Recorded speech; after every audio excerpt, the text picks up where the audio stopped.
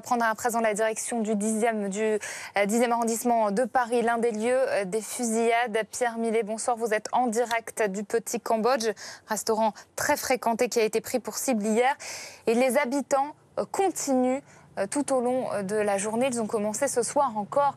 Ils se recueillent en hommage aux très nombreuses victimes. Oui, vous l'avez dit, les heures passent et pourtant encore des dizaines d'anonymes sont ici, réunis dans le silence, l'émotion. Certains ont les larmes aux yeux, d'autres se prennent dans les bras.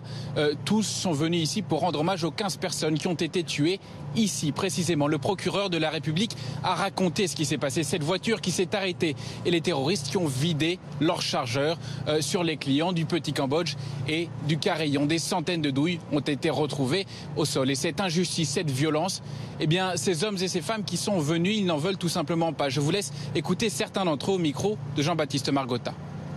Venir ici, c'est peut-être l'occasion de voir qu'on n'est pas le seul à être triste et que, je sais pas, c'est le moyen de partager son deuil. Important, c'est la mémoire de toutes les personnes qui ont perdu leur vie et c'est un minimum de solidarité envers eux d'être là. Et c'est vraiment désolant tout ce qui s'est passé.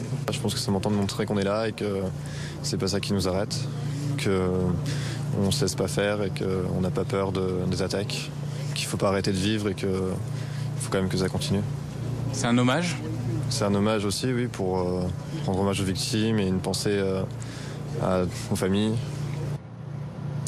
Et sur les deux lieux de recueillement, le Petit Cambodge et le Carillon, des dizaines de bouquets de fleurs, également des centaines de bougies qui s'éteignent à cause du vent, mais que les passants s'efforcent de rallumer encore et encore. Des mots également inscrits à l'encre sur le papier, Pray for Paris, mais également plus jamais ça. Pierre Millet en direct du 10e arrondissement pour BFM TV1.